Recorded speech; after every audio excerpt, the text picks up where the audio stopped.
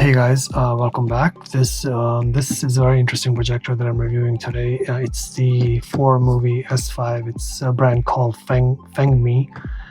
The interesting thing about this projector is that it is actually officially not available in the US. It's only made for Chinese market. So why am I reviewing it? Because, well, first of all, how did I come across it? I was at a friend's house and he had this, and I was just blown away by the image. So I found out that he had gotten it from a Chinese website called AliExpress.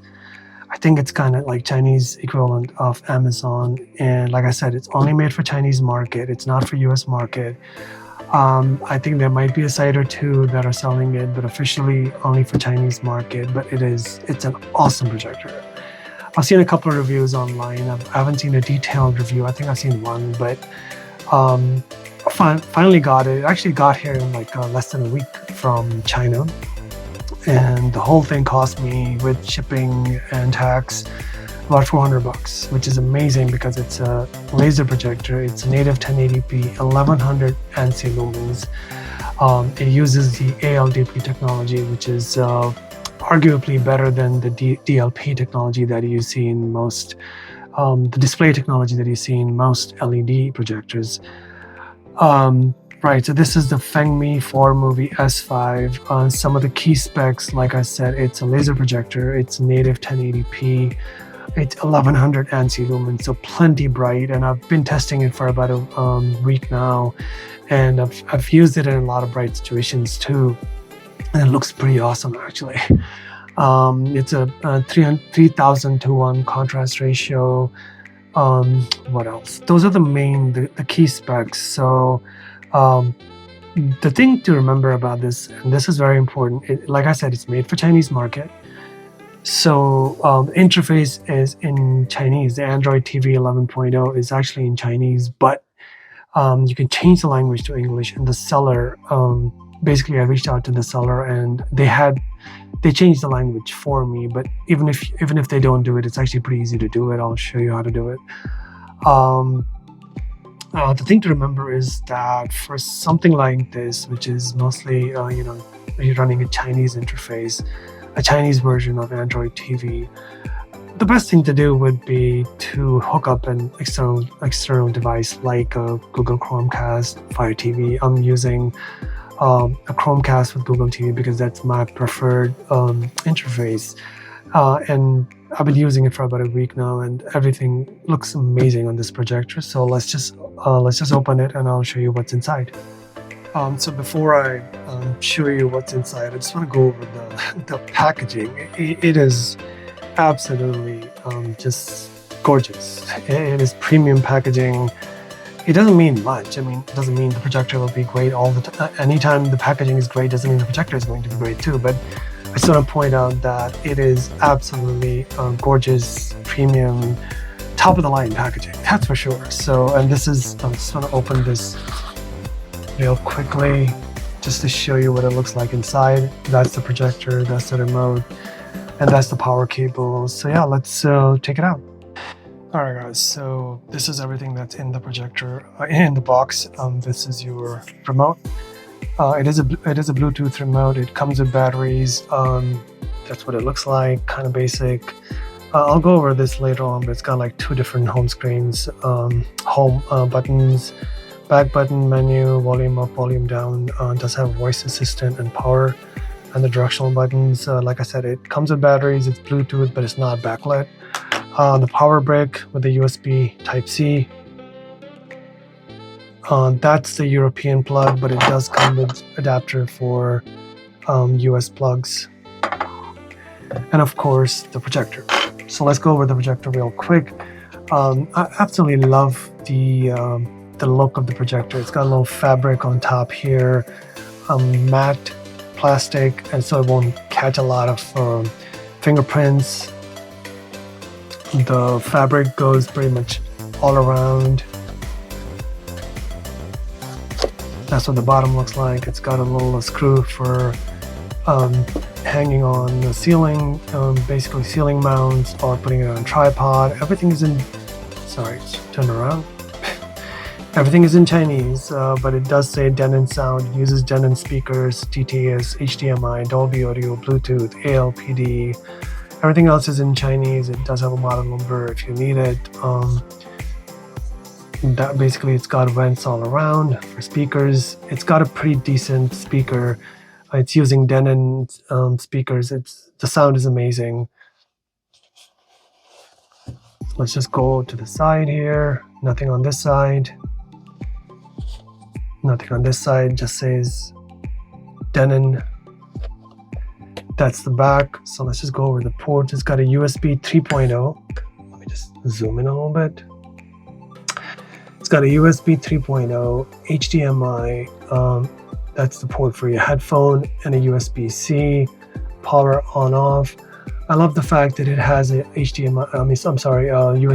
port for power and charging, as opposed to something like a Dangbei Atom, which is another great laser projector, but it has a DC power. The good thing about this is that you can easily hook it up to an external battery to make it really portable, and it is very light and slim to begin with. But yeah, you can hook it up to via a USB-C to USB-C cable to an external battery, and then it's truly portable. Again, nothing on this side. On the front, you've got your sensor, and the lens. Nothing on top. Just says Formovie. So that's your projector. Yeah, so let's just hook it up, and I'll just go over everything that this projector has to offer. Alright guys, so it's all set up. I am using a Google Chromecast 4K. As you can see, I did have an issue using or getting it to power through the USB port on the projector. For some reason it would work.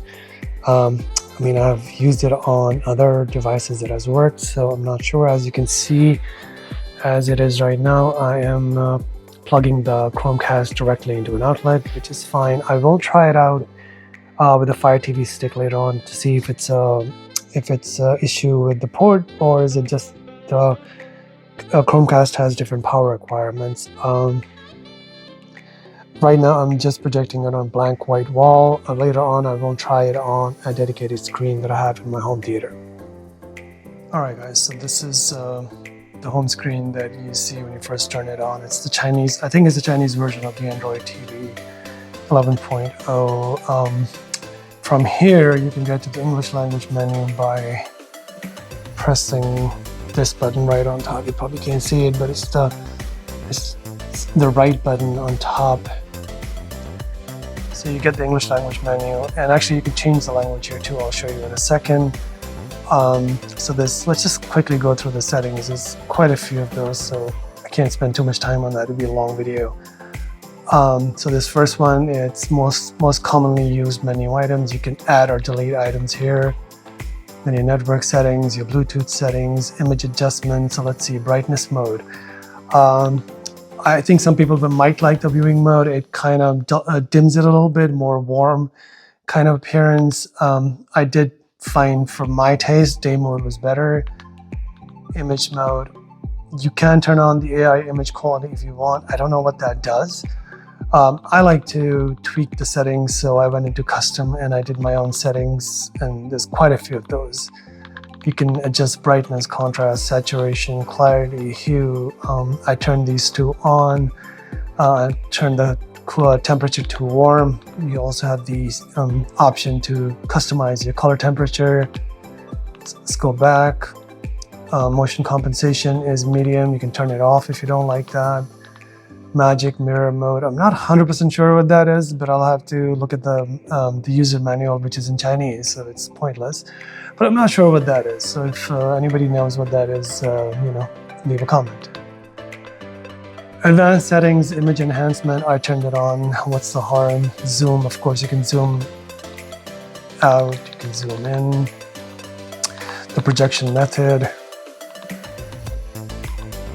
Then you have your sound. I usually like to turn the ketone, which is the sound that the remote makes. When you're pressing buttons, I usually turn those off. Player sound enable. I'm assuming that's just the sound from the projector. Sound mode, there's quite a few. Again, the AI sound effect, you can turn it on if you like. I thought the cinema, there weren't a lot of differences between these modes, but I thought the cinema modes seemed to be, I don't know, more relevant for what I was watching. Then we have auxiliary. You can turn, by the way, this does do autofocus and auto keystone. Autofocus works very well. Auto keystone, I felt like I was tweaking it a little bit, but it could be because of my own OCD when it comes to keystone, but this is where you would adjust manual focus, autofocus. You can turn autofocus off, by the way. Every time you turn the projector on, it does go through the autofocus adjustments. If you find that annoying, just turn it off. This is your keystone adjustments. Not 100% sure what this is. Should probably zoom in a little bit.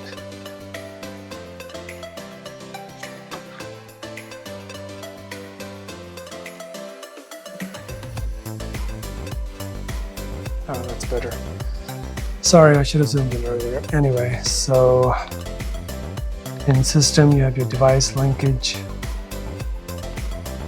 See, what I like about this is it gives you the option to basically go to your HDMI every time it's turned on. And the reason for that is because in my case, I'll just be using the Google Chromecast or Fire TV. I really won't be using their interface. So for me, it's like every time I turn it on, I want it to go to the HDMI. So that helps. Screensaver, security, about, gives you a software version, you can factory reset it. You can actually use that as a Bluetooth speaker also. Then you have peripheral, Bluetooth remote control, wireless microphone, wireless speaker. Right, so those are your settings. So let me just go to my HDMI and show you what the image quality is like on this. Alright guys, so I forgot to show you how to change the language. I'll show it to you.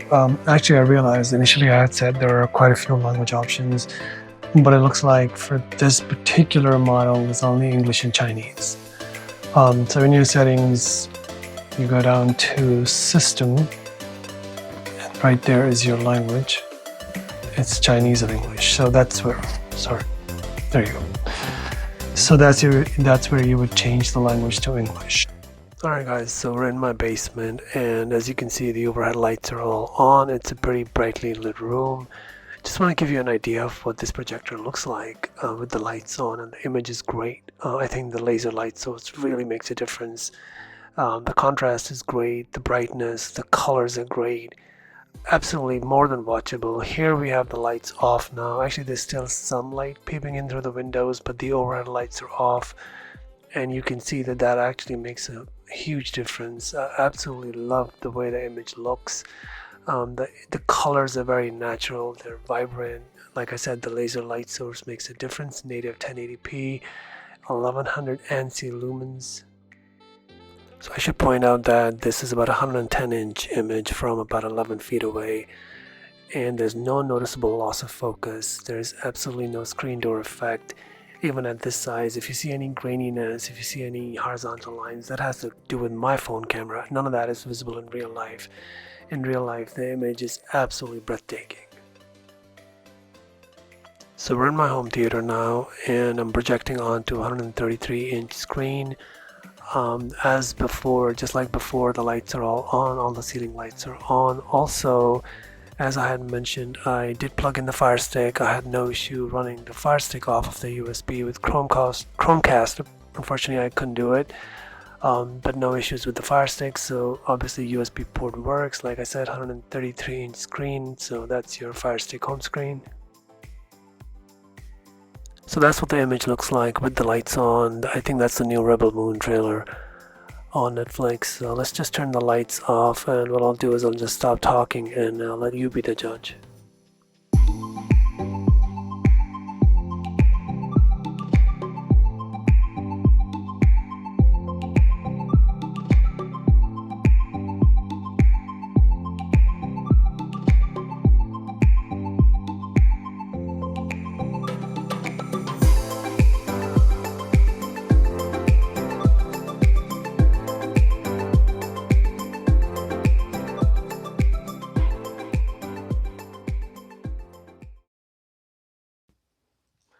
Alright guys, so as I had mentioned before, it does have really good speakers. They're powered by Denon. I believe they're actually, I'm not 100% sure the wattage, but they sound amazing. And right now the sound is set to, let's see, about 50%. This is the Dolby Atmos demo from YouTube, so let's just play it. And just keep in mind that the sound that I hear or sound that you will hear in real life is different from the sound that you're hearing right now, because it's, it's coming through my phone and mic and all that. So, but it does sound amazing in real life. So let's just play it.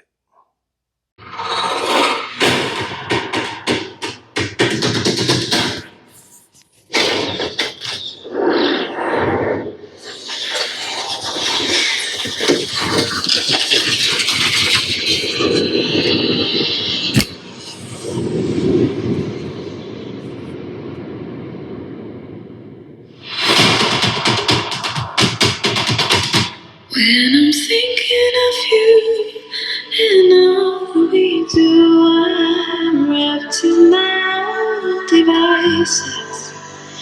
When I'm thinking about the way that we are alone with my own devices. In soccer, the Cosmos look to be well on their way to a league championship. The Cosmos walked over the Spitfires 5-1 last night and are now 13-1-1 on the season.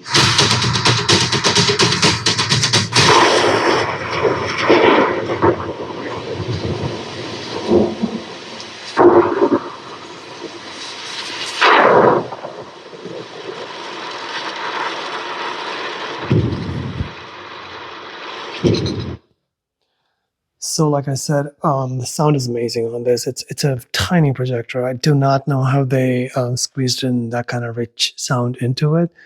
I'll probably do more research on the wattage and this, what kind of speakers they have. Is it a dual speaker or a single speaker? But it sounds amazing. It really does.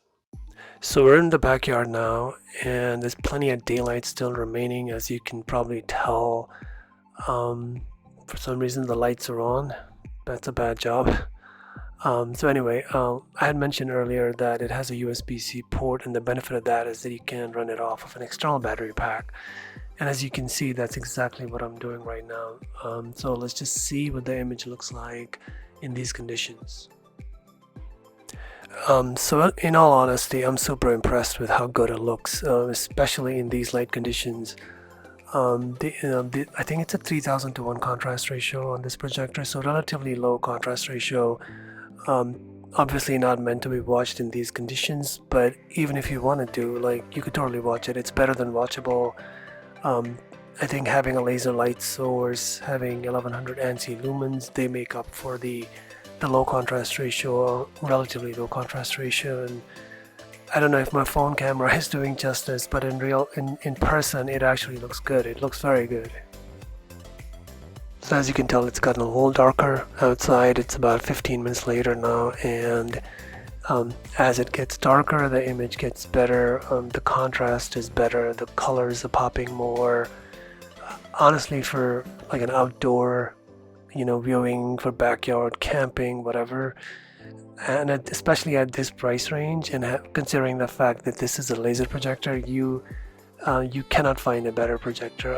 I'm totally blown away by how good it looks. So guys, in conclusion, I think this tiny projector has a lot going for it. It's got a laser light source, native 1080p, 1100 ANSI Lumens. I've told you all these things before. It's got ALPD display technology. Like I said, it's got a lot going for it. I've found very little to complain about it. I've been using it for about a week now. The image, the sound, everything is absolutely brilliant at this price range. And even some of the projectors that cost twice as much. So I absolutely love the projector. If I had to absolutely nitpick, I would say maybe a second HDMI port would have been nice, better contrast ratio, maybe like a tilting stand, a little inbuilt stand that you could use it to tilt it on a flat surface. But like I said, I'm just nitpicking. In all honesty, I've been using it for a week now, and this will be my go-to projector when it comes to portable projectors. I have quite a few of those, but this is going to be my go-to projector. Absolutely love it. So that's my review, guys. Hope you find it useful.